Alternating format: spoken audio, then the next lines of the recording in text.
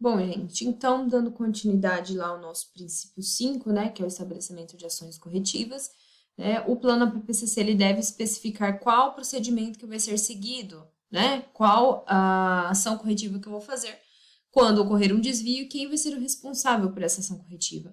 Muitas vezes não é o próprio monitor que é responsável pela ação corretiva, né, ele tem que chamar outro responsável e tudo mais, mas isso depende de cada produto, de cada processo, tá?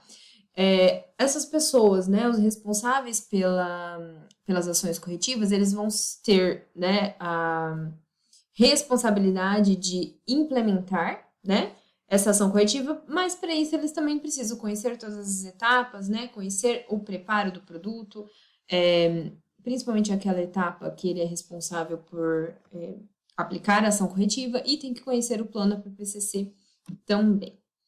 Ok, gente. Aqui eu trouxe alguns exemplos também de ações corretivas, né, que são aplicáveis lá no plano e também como pré-requisitos, né? Como, por exemplo, lá no início, né, na etapa de recebimento, a rejeição da matéria-prima, né, então o monitor avaliou ali que visualmente, por exemplo, que a matéria-prima está com muita contaminação física, né? Então, vamos rejeitá-la antes que ela entre no processo e cause um problema muito maior. A compensação de temperatura e tempo dos processos térmicos, né? Como a gente falou lá, dependendo do tipo de processamento térmico que vamos utilizar, temos que ter tempo e temperatura, né? Então, se eu não estou atingindo a temperatura necessária, eu vou ter que deixar um tempo maior e tudo mais. Então, isso é uma ação corretiva neste caso. Higienização reiterada, aferição de termostato, né? Tudo isso é importante dentro de um processo, tá? Quando, então, eu tiver um desvio, né, ou uma não conformidade durante esse controle, do ponto crítico de controle, eu vou ter que fazer duas coisas. Primeiramente, eu vou identificar, né, eu vou verificar a possibilidade de correção ou compensação imediata, né? Eu consigo, nesse caso, houve essa não conformidade, eu posso corrigir, eu posso compensar, né? E aí, imediatamente, eu vou pegar aquele produto e vou identificar, né? Olha, esse aqui foi elaborado durante a não conformidade, mas foi corrigido, foi compensado o problema dele. Por quê? Porque a gente tem que ficar de olho, né? Qualquer situação que possa ocorrer lá na frente, eu sei qual foi o produto, tira lá do mercado, né? Ou nem deixa aí para comercialização. Quando há impossibilidade, então, dessa compensação, dessa correção, eu tenho que fazer o quê? Parar o processo, tirar todo aquele produto, né? Identificar ele também, né? E vou ajustar todo aquele processo de novo para reiniciar a produção. Então, gente, observem como é um problema, né?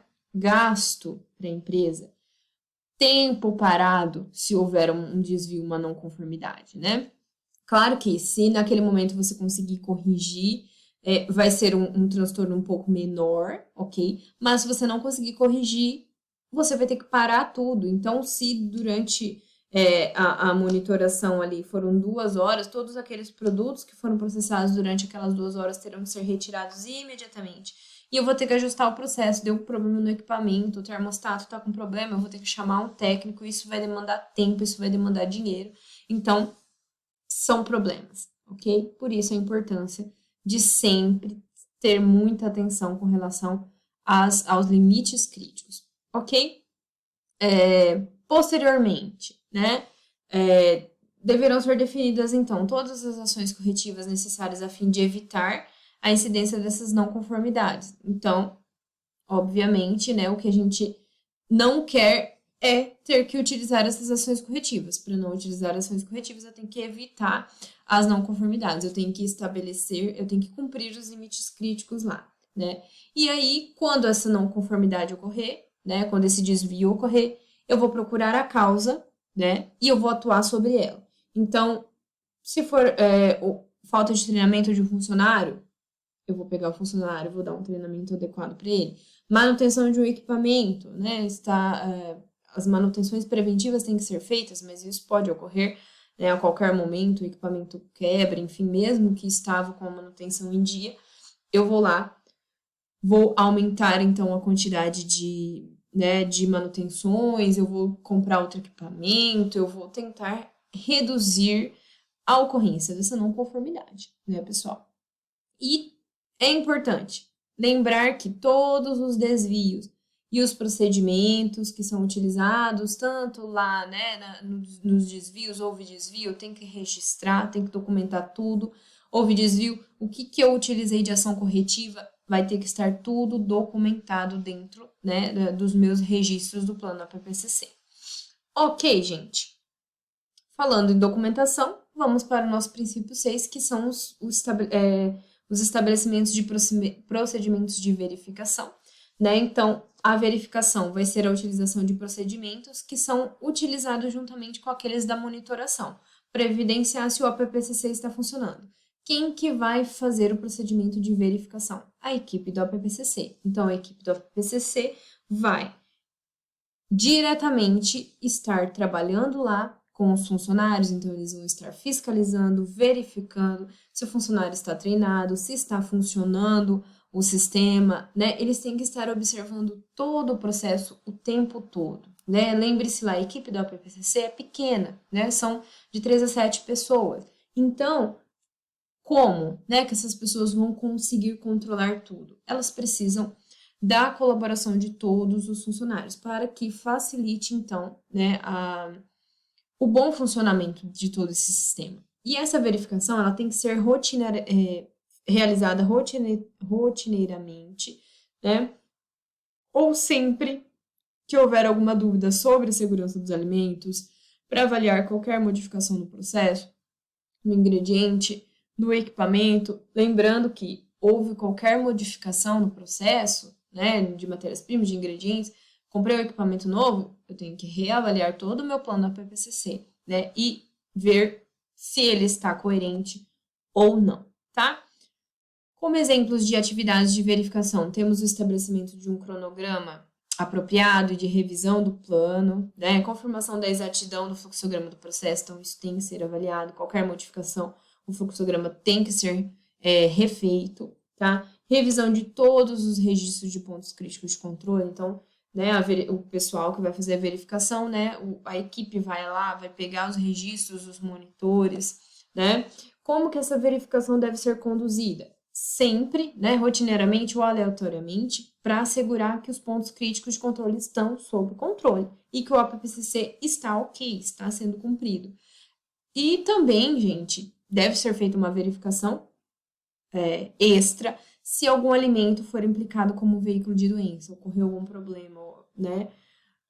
Um alimento saiu contaminado, houve um surto de doença por conta do consumo daquele alimento, volta tudo, vamos fazer a verificação de tudo para ver onde foi o problema, ok? Também quando há eventuais dúvidas sobre segurança dos alimentos, né? O meu alimento já está na etapa de embalagem, e aí, será que foi, será que não foi, por qualquer problema ali dentro? Se houver alguma dúvida, deve ser feita a verificação novamente. Validar todas as mudanças que são implementadas no APPCC original, né? Então, se houve alguma modificação, eu tenho que validar tudo isso. Validar todas as modificações devido a mudanças nos preparos, nos equipamentos, nas matérias-primas, qualquer tipo de mudança, tá, gente? Até mesmo no monitor. Se eu troquei o monitor ali daquele ponto crítico de controle, eu tenho que verificar se ele está fazendo a monitoração de forma correta, tá? E para isso, né, eu vou realizar, a equipe vai realizar os relatórios de verificação. Esses relatórios, o que deve conter, né?